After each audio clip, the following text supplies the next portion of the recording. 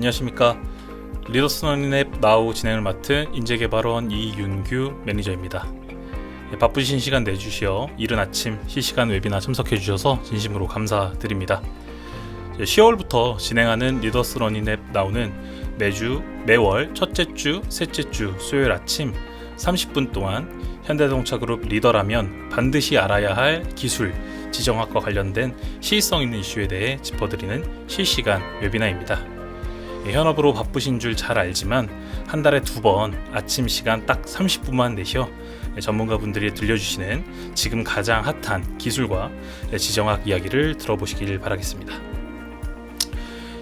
그럼 앞으로 매월 첫째 주 수요일 아침 저희 현대자동차그룹 리더분들께 지금 꼭 알아야 할 글로벌 기술 관련 소식을 전해주실 저희 강정수 박사님을 모셨습니다. 안녕하세요. 안녕하세요. 박사님께서는 사실 여러 매체에 이미 나오셔서 AI를 비롯한 전반적인 기술 관련된 전문적인 지식을 가지시고 설명을 아주 잘 해주시는 걸로 유명하시고, 특히나 이제 인재개발원 주간 신임 사업부장 과정에도 출강을 해주셔서 저희 그룹 신입 사업부장님들께도 많은 울림을 주셨던 전문가 중에 전문가분이십니다. 다시 한번 흔쾌히 저희 올해 말까지 고정 출연을 약속해 주셔서 감사하다는 말씀 전하겠습니다. 고맙습니다. 그러면 지금 바로 핫한 글로벌 이슈에 대한 이야기를 나눠보도록 하겠습니다. 첫 번째로는 이 이야기를 좀 안 할 수는 없을 것 같은데요. 지금 이제 화두가 되고 있는 오픈 AI와 오라클의 어떤 3천억 달러 규모의 초대형 계약, 한국 돈으로 한 약 400조 원의 맞습니다. 계약이라고 하는데, 이 실체가 어떤 내용인지 한번 좀 간단히 얘기를 해주시면 좋을 것 같습니다. 네. 우선 당장 되는 것이 아니라 가계약이죠. 오라클과 2027년부터 해서 3천억 달러의 데이터 센터에서 오픈 AI가 전용으로 쓰겠다라는 데이터 센터 계약을 했습니다. 네. 그리고 여러분 아시는 것처럼 브로드컴하고도 2026년 내년 하반기부터 해서 1천억 달러 규모를 계약을 했는데요. 이렇게 되면 여러분 4천억 달러죠. 그런데 이 오픈 AI의 올해 매출이 120억 달러 정도로 예측되고 있고, 작년 매출이 여러분 37억 달러밖에 되지 않습니다. 물론 작년 대비해서 많이 성장을 한 거죠.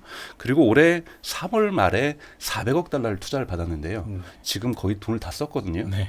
그러니까 무디스에서 얘기하는 건 뭐냐면, 여러분 무디스라는 신용평가 기구는 아실 겁니다. 무디스에서 얘기하는 것이 9월 달에 도대체 오픈 AI는 여러분들은 돈이 어디 있습니까?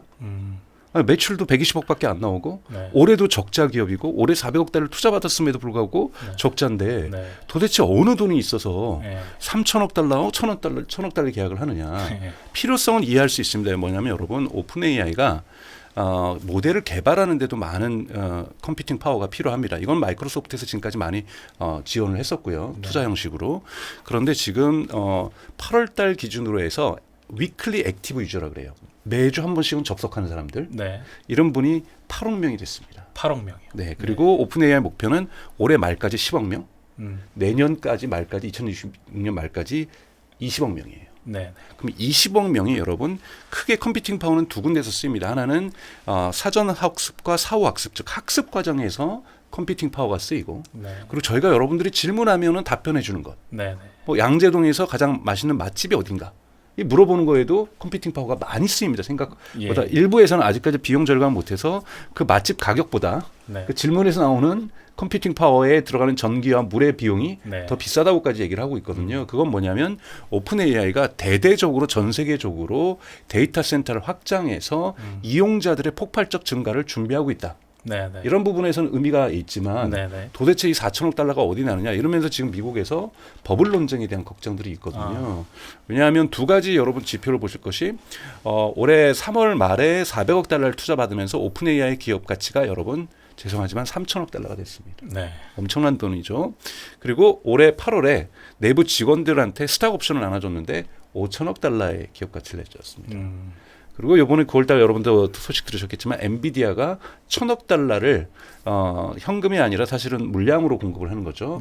처음부터 1,000억 달러를 주는 게 아니라 매년 100억 달러씩. 그래서 지분 7%를 가져갑니다. 그러면 뭐 논리적으로 수학적으로 보면은 뭐 7천억 달러라 볼 수가 있는데 매년 네. 100달러이기 때문에 조금 다르게 계산할 수는 있겠죠. 그래서 아마 오픈 AI가 다음번 파이낸스 라운딩을 가면은 1조 달러 기업이 돼 있을 수도 있다. 그러다 보니까 거품 논쟁이 있는 거고요. 네, 네. 그리고 젠스랑 엔비디아 CEO가 표현에 따르면 올해 한 해 미국의 그 AI 데이터 센터 관련돼서 투자된 돈이 빅테크 4개 기업, 마이크로소프트, 아마존, 그다음에 알파벳, 그다음에 메타가 3천억 원. 네. 나머지 기업이 3천억 원. 네. 6천억 원인데 이게 어느 정도 규모냐면요.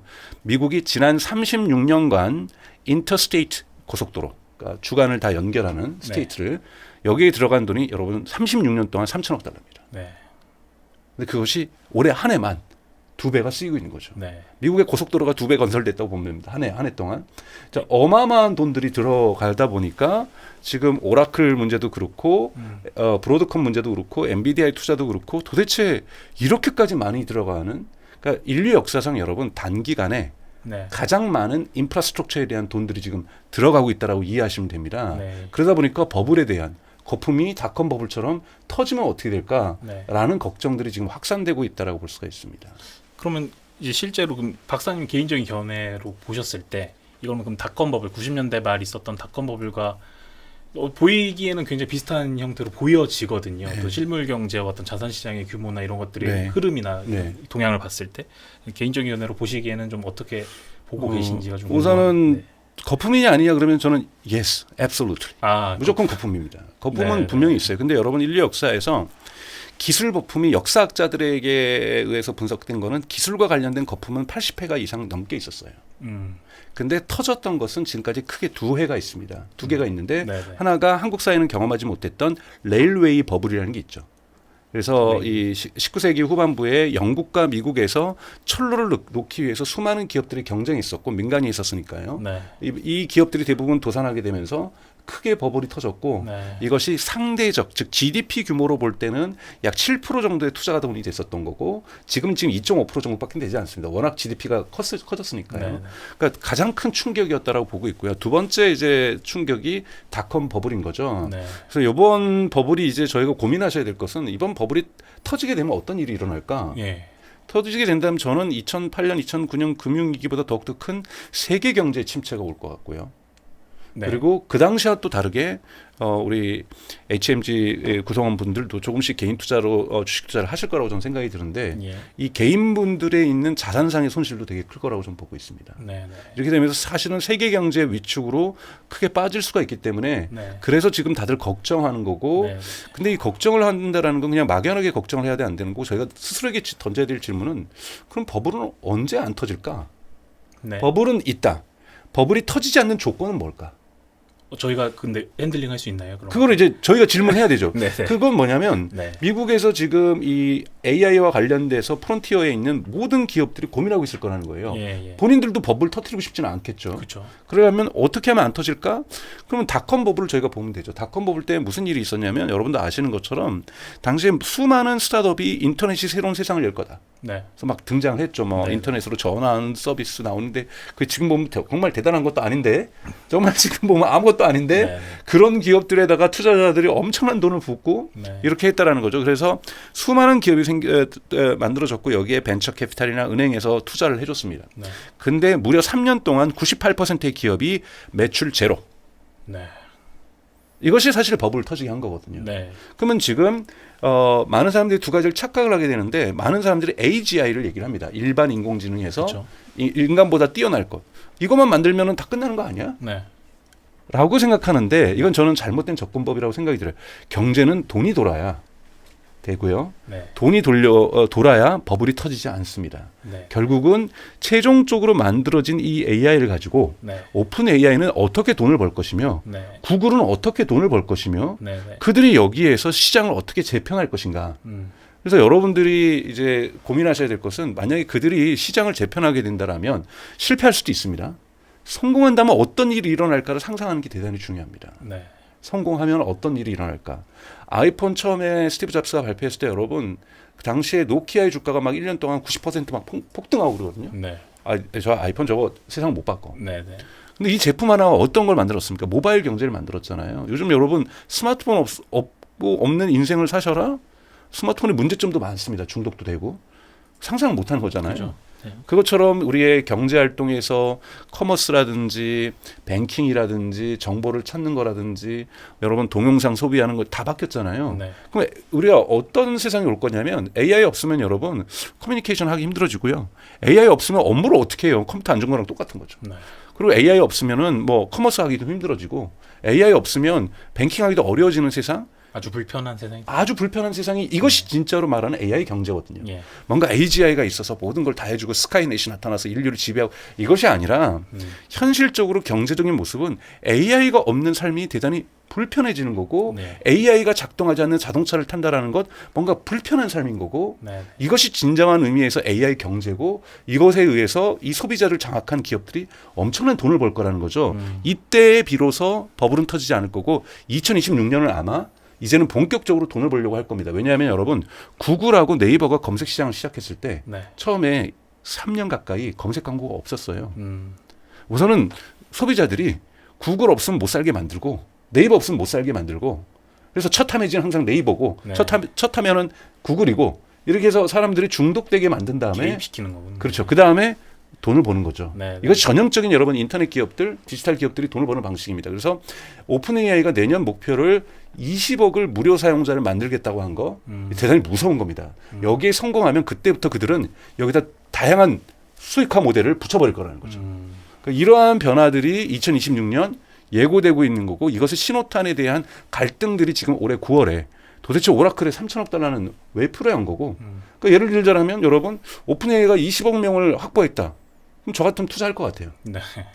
20억 명이면 뭔가 판을 바꿔보겠는데 네. 아마존 공격할 거고요, 여러분. 인스타그램 공격할 거고 구글 공격할 거고 네이버 공격할 거고 쿠팡 공격할 거고 네이버 스토어 공격할 거야. 오픈AI는.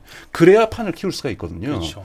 그리고 또 하나의 새로운 시장인 로보택시 시장도 성장을 할 거고 저는 크게 이 두 축이 당장 AI로 돈 벌 수 있는 시장이라고 보거든요. 그러니까 기업에서 이거 팔아봤자 이것도 중요하지만 B2B 시장보다 압도적으로 여러분 B2C 시장이 큽니다. 여기에서 이들이 어떤 판을 벌리는가에 따라서 달라질 수 있다. 그래서 지금 그와 관련돼서 미리 선제적으로 3천억의 주문을 오라클에 집어넣은 거고 1,000억 달러의 주문을 브로드컴에 였다. 돈은 우리가 20억만 모으면 돈을 모을 수 있다는 자신감이 여기에 투영되어 있다. 여기에 엄청난 지뢰밭이 있죠. 돈을 못 모으면 지뢰 터지는 거고 돈을 못 벌면 지뢰 터지는 거고 네. 20억 명이 안 돼도 지뢰가 터지는 거고 사실 대단히 위험한 시기를 지금 저희가 한국 경제뿐만이 아니라 전 세계 경제가 통과하고 있다. 이것을 이번 9월 달에 오라클 투자해서 우리는 읽어낼 수 있다. 저는 그렇게 생각하고 있습니다. 그러니까 지금 그냥 단편적으로 생각했을 때 오픈 AI가 갖고 있는 수익 구조는 제가 그냥 쉽게 인식한 바로는 이제 구독료 네. 정도로만 인식이 되는데 네. 이제 그 이상의 어떤 결국 이제 인볼브 시키고 네. 그 다음에 여기서 이제 더 생태계 확장을 해나가는 그것이 이제 무서운 거고 그걸 네. 잘 예측하고 읽어낼 수 있어야 된다라는 취지로 이제 좀 이해. 맞습니다. 네. 지금 2천만 명 정도가 $20 이상씩을 내고 있고요. 예, 예. 올해 목표가 한 3천만 명 정도거든요. 여러분 3천만 명 곱하기 $20 해가지고 매달 네. 물론 적은 돈은 아닙니다만 지금 오픈AI에 들어가는 돈 그 규모는 그리고 그렇다고 해서 밸류에이션을 5천억 달러를 만들어요. 예. 이거는 말도 안 되는 거거든요. 그쵸, 예, 예.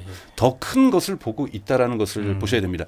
그리고 항상 밸류에이션, 기업 가치 평가는 AGI를 만든다는 막연한 공상과학적인 얘기가 아니라 저는 AGI 시대가 안 온다는 얘기가 아니라 그것이 돈을 어떻게 벌 건데요. 그렇죠. 결국은 결국 기업은 매출을 가지고 성장률을 가지고 기업 평가를 하는 거잖아요. 예. 이익률을 가지고. 예. 그렇기 때문에 반드시 경제적 관점으로 기업을 평가하실 필요가 있다는 말씀을 드리고 예. 싶습니다. 알겠습니다. 네, 그러면 이제 넘어가서 화제를 좀 전환해서 네. 좀 다른 뉴스도 한번 보려고 하는데요. 뭐 테슬라 이야기를 네, 네. 저희가 관심 있는 회사이기 때문에 같이 좀 보려고 합니다. 아까 이제 중간에 이제 사업화 관점에서 로보택시 말씀을 주셨기 때문에 네. 그걸로 좀 먼저 얘기를 드리고 싶은데 이제 지금 9월 5일 날 로보택시 앱 출시 이후에 이제 이런 기사를 봤습니다. 딱 출시하고 12시간 뒤에 여행 카테고리에서 무료 앱 다운로드 1위를 바로 차지했다. 네, 그만큼 네. 이제 미국 내에서 반향이 엄청나게 크다. 네, 이런 네. 이제 기사를 본 적이 있는데 네. 좀 이런 뉴스에 대한 어떤 교수님, 그 박사님의 생각과 또 한국 이제 미 비즈니스에 들어가야 되는 현대자동차 그룹 입장에서 좀 네. 고려해야 될 포인트는 어떤 것들이 있을지 좀 여쭙고 싶습니다. 2025년은 역사적으로 볼 때는 로보택시가 세계적인 저변을 확대하는 시작점이라고 좀 볼 수 네. 있습니다. 특히 지난주에 블룸버그에서 대단히 대대적인 특집으로 이제 다루고 있는데 특히 중국 기업들이 여러분도 아시는 바이두라든지 아폴로고라든지 위라이드라든지 이런 네. 기업들이 중국에만 머물지 않고 아랍에미레이트의 진출이라든지 싱가포르에만 진출에 머물리지 않고 독일 지역으로 특히 네. 리프트하고 우버랑 결합을 하면서 리프트는 베를린 지역을 공략하고 네. 우버는 뮌헨 지역을 공략한다든지 해서 유럽에 대한 교두부를 준비하면서 2026년부터 유럽 지역 그다음에 사우디아라비아하고 UAE 그다음에 싱가포르 이런 식으로 글로벌 확장에 대해서 중요하게 보고 있는 거고 네. 여러분도 아시는 것처럼 또 미국 같은 경우에는 웨이모가 지금 상당히 지금 빠른 속도로 미국에서 성장하면서 네. 내년에는 지금 도쿄에서 사업을 시작하겠다고 하면서 올해 지금 테스트를 진행하고 있는 거죠. 네. 그러면서 블룸버그의 보도에 따르면 2026년은 중국과 미국에 제한된 또는 미국과 중국에 제한되었던 이 로봇택시의 아직까지는 실험성들이 좀 더 강했다라면 예. 글로벌로 돈을 벌기 위해서 확장하는 시기로 2026년을 보고 있는 거고요. 여기에 테슬라의 변수는 뺐습니다. 왜냐하면 아직까지 이 블룸버그가 판단하기에 테슬라는 로봇택시라고 엄격하게 규정할 수 없다. 왜요? 옆에 세이프티 드라이버가 앉아 있거나 운전석에 타 있기 때문에 네. 테슬라 같은 경우는 이 세이프티 드라이버가 언제쯤 차량에서 내릴 것인가에 따라서 완벽한 무인 택시와 로봇 택시로 이제 규정이 되겠죠. 네. 그렇기 때문에 아직까지는 언론에서라든지 학술적으로 볼 때는 테슬라는 아직까지 로봇 택시는 아니지만 그 잠재력을 그렇죠. 엄청나게 가지고 있다라고 이제 보고 있는 거고 네. 테슬라 같은 경우에 이제 말씀하셨던 것처럼 9월부터는 이제 오픈 억세스라는 걸 했죠. 네. 오픈 억세스를 갖다가 베이에리어하고 캘리포니아하고 오스틴에서 하게 되면서 네, 네, 네. 사실은 누구든지 그 앱을 다운받아서 요청을 하면 이제 탈 수 있게 되는 거고요. 네. 지금 현재는 네바다하고 애리조나에 허가권을 받았고요. 네. 근데 이 허가권을 아마 초기에는 제한된 직원들이라든지 인플루언서 중심으로 또 소비를 풀어 나갈 건데 올해 안에 이 두 개 도시가 되고 있고 지금 구인 공고를 보면 이 로드 도로의 밸리데이션 제가 발음이 좋지는 않습니다. 로드 밸리데이션 그러니까 네. 즉 테슬라도 여러분 아시는 것처럼 이 차량을 갖다가 할 때는 이 레이더나 라이더를 가지고 찍잖아요. 네. 그런 이제 테스트 차량들을 운전할 사람을 뽑고 있는데 이 도시가 18개예요. 그래서 이 18개의 인구적으로 산술적인 커버리지가 미국 인구의 30%입니다. 웨이모가 지금 열심히 웨이모도 테스트하고 있거든요. 다른 네. 도시에서. 웨이모가 테스트하고 있는 도시가 28% 전체 인구에. 그래서 테슬라가 지금 준비는 30%를 커버할 수 있는 곳에서 로드 밸리데이션을 하고 있다는 부분에서 대단히 큰 준비를 올해 안에 이뤄낼 거를 하고 있는 거고 여기에 이제 여러분도 아시는 것처럼 FSD 버전 14가 네. 이번 주부터 이 얼리 억세스니까 제가 보기엔 직원들하고 몇 명 제한된 사람들에게 풀 거라고 봐요. 네. 하드웨어 그러니까 4 지금은 이제 AI4라고 하죠. AI4가 깔려 있어야 되고 네네. 아마 전방부에 카메라를 지금 추가했으니까 네. 전방부 카메라가 추가된 차량에 한해서 진행하면서 1, 2주 있어서 14.1과 14.2를 2주 간격으로 푼다고 했으니까 네. 아마 10월 중순이나 하순 정도 되면은 조금 더 많은 사람들이 이 FSD 14를 경험할 수 있게 되고 네. 그리고 14.2가 이 정도 돼야 안정적으로 운영을 하게 될 거라고 보고 있는데 그 시기가 이제 한 달 앞으로 다가왔다고 볼 수가 있는 거죠. 네, 이제 사실은 뭐 너무나 이제 많이 들었던 뉴스고 아마 많은 분들이 관심 있을 뉴스라고 생각되는데 이 관련돼서 또 반대급부의 뉴스도 있어서 좀 같이 이야기를 드리고 싶은데요. 지난달 이야기였죠. 이제 테슬라가 3천억 원 상당의 배상을 했던 이제 뉴스가 있었습니다. 이제 과거 플로리다 남부에서 오토파일럿 탑재한 차량이 이제 사망 사고를 일으켜서 이제 그거에 대한 소송이 길게 있다가 최근에 이제 3천억 달러의 배상이 있었던 뉴스가 있었는데 결국 이제 이게 보조 시스템, 운전자 보조 시스템 한계 그리고 이 책임에 대한 사회적 이슈가 됐던 문제인데 이거에 대해서는 테슬라만의 문제는 아니죠. 정확하게 지적하셨던 것처럼 그 당시 사고 났던 이유는 FSD가 아니라 오토파일럿이었다는 점이고요.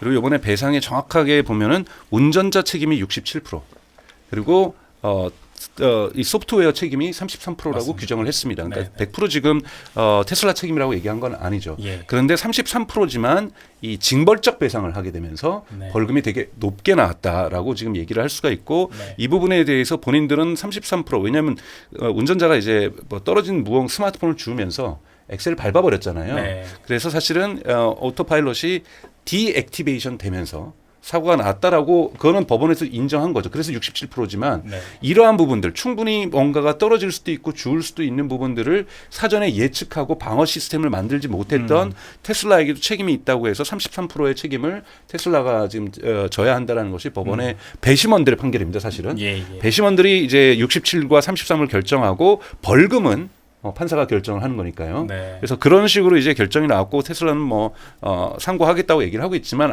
아무래도 중간 합의들은 이루어질 거라고 보고 있어요. 이거는 기술이 도입되는 시기에 테슬라만의 문제라고 저는 보기는 어렵다고 보고 있고요. 자, 이 부분에 대해서 이것이 차량 제조사의 책임인지 소프트웨어 제조사를 책임인지 또 차량 제조사가 소프트웨어까지 담당하고 있으면 결국은 책임일 거고요. 뭐 여러 가지 책임 소재가 있을 수 있고 이런 것들을 만들어 나가는 과정 속에 있는 가슴 아픈 일이었고 이거와 관련돼서 앞으로도 책임 소재 부분이 분명히 있을 거라고 생각이 들어요. FSD를 갖다가 로보택시로만 한다라면 이거는 전적으로 제조사의 책임이죠. 그렇죠.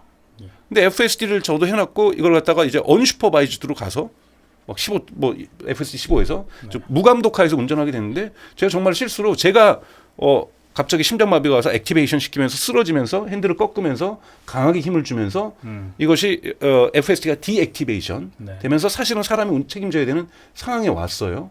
근데 제가 몸이 쓰러지면서 그렇게 된 거라는 거죠. 그런데 최소한의 방어 기제도 없으면서 제가 사고가 난다. 이런 일들이 앞으로 발생할 수 있습니다. 네.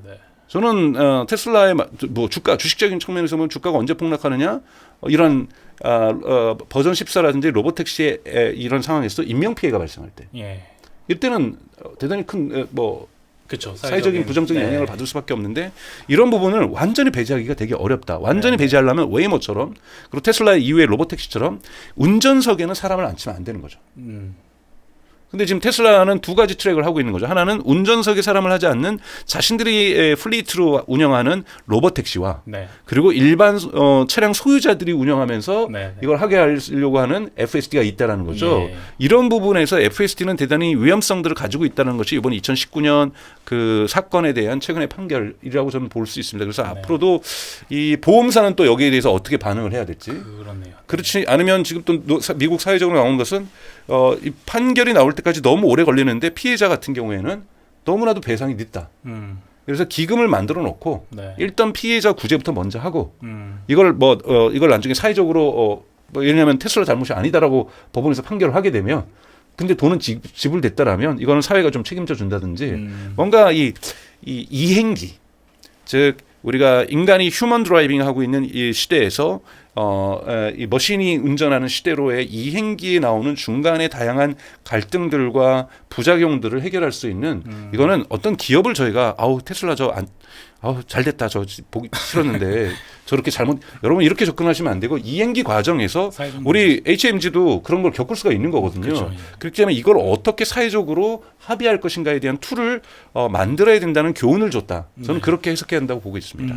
말씀하신 부분이 아주 공감이 가고 사실은 저희도 이 뉴스를 아마 보고 계신 분들도 단편적으로 이해한다기보다는 결국 이제 저희 그룹의 비즈니스에 직접적인 영향을 미치는 사건이기 때문에 관련된 생각으로 같이 해주시지 않을까 생각이 듭니다.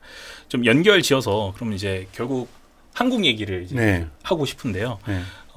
AI 기본법 사실 작년 말인가요? 통과됐죠. 그때 이제 통과가 12월에. 되고 이제 지금 그 시행 기준이 26년 1월입니다. 얼마 남지 않았죠. 얼마 남지 않은 이제 상황이고 사실 이제 말이 많은 법입니다. 그리고 실제 구체적인 시행령이나 조건이 여러 가지가 모호하다. 그리고 그래서 최근에는 의회에서 이제 발의도 됐잖아요. 이 규제안에 대해서 3년 유예를 좀 하는 건 어떠냐, 이런 이제 여러 가지 이야기가 오고 가는 상황인데, 요거에 대한 박사님의 생각을 좀 여쭙고 싶습니다. 이 법은 HMG에게 직접적으로 연관되는 법이죠.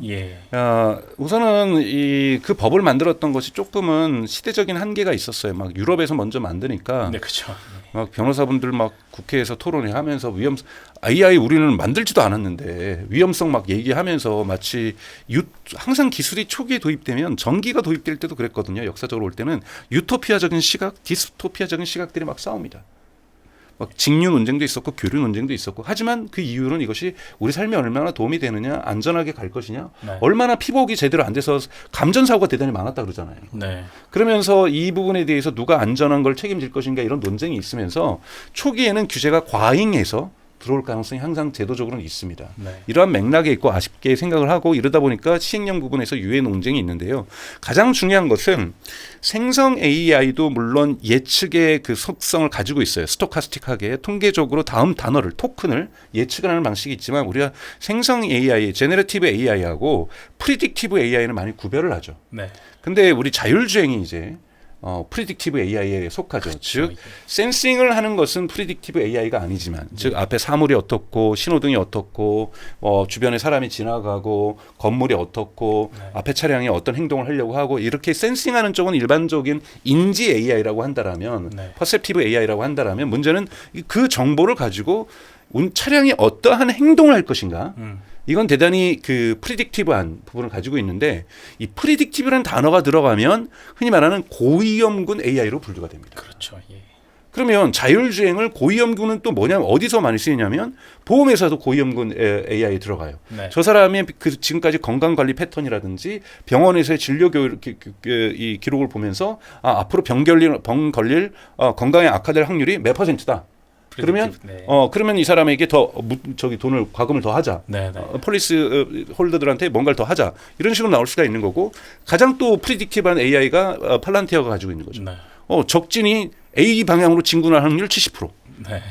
B 방향으로 진군하는 30%. 여기에 맞춰서 방어선을 어떻게 할 것인가. 네. 또는 범죄가 이 지역에서 비가 오면 이 지역에선 자전거 도둑이 많이 일어나더라. 네. 사실은 이게 인과관계가 아니라 상관관계인데 그러면 여기다 페트롤카 한번 더 보내자. 네. 이러한 일들이 일어나는 것들이 이제 프리딕티브 AI, 흔히 말하는 감시 체계에도 쓰일 수 있고 대단히 유럽연합에서는 프리딕티브 AI를 예측형 AI를 고위험군 AI로 설정을 하고 있습니다. 네. 그러면 고위험군 AI는 엄청난 그러니까 규제가 거기에 다 집중돼 있다고 보시면 돼요. 그렇죠. 그러면서 뭐 여기에 우리가 어떻게 이걸 작업을 했는지 투명의 원칙들 뭐 여러 가지의 그 원칙들을 적용을 하면서 사실 옴짝달싹 못하게 만들어 볼 수가 있는 거거든요. 네네. 이것이 지금 유럽연합에서 논의가 되고 있어요. 예. 그러니까 자국 산업에 있어서의 성장을 막게 된다라는 거고 네. 특히 스타트업은 이거는 할 수도 없는 일이고 그 법률 비용을 그래서 현대 HMG에게는 현대 자동차 그룹에게는 가장 중요한 것은 자율주행이 프리딕티브로 분명히 그 속성을 갖고 있지만 그 법안 위반자들이 얘기했던 시민에 대한 감시나 네. 시민의 행위에 대한 차별적인 어떤 대우나 네. 이런 건 아니잖아요.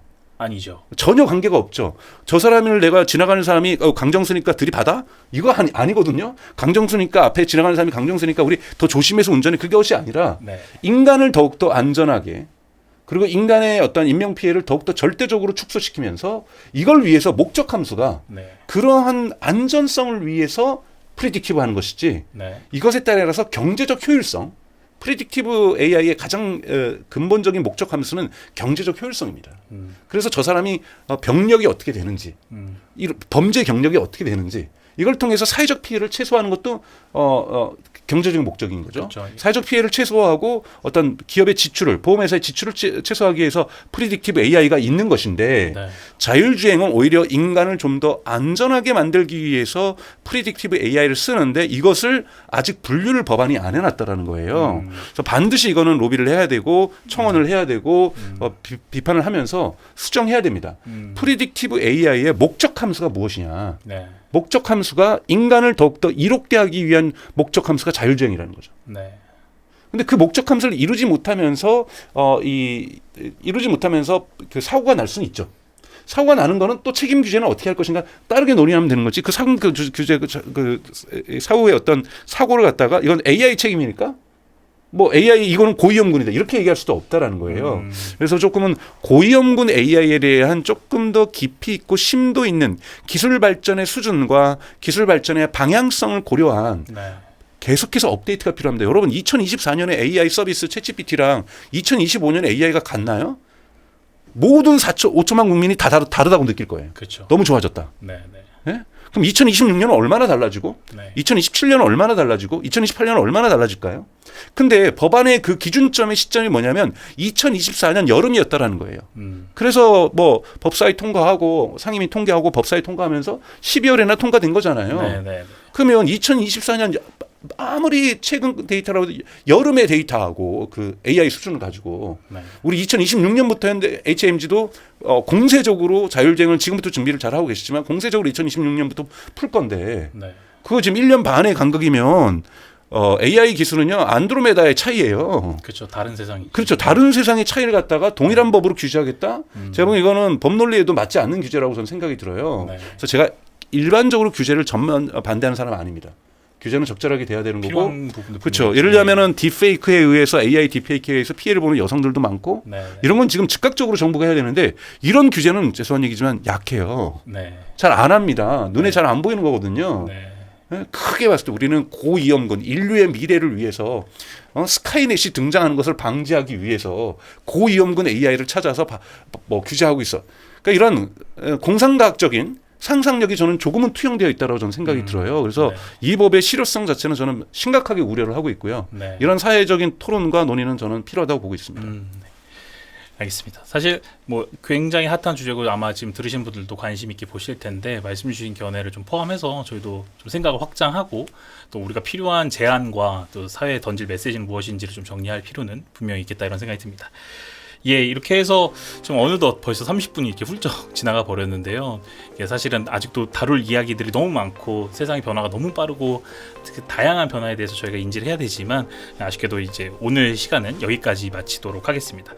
이른 아침 참여해 주셔서 감사드리고 저희 다음 회차는 추석 연휴 마치고 10월 20일 수요일 아침 동일한 시간에 지정학 세션으로 돌아오도록 하겠습니다. 예, 다시 한번 아침 이른 시간 리더스 러닝앱 나우에 참여해 주셔서 진심으로 감사드립니다. 감사합니다. 고맙습니다.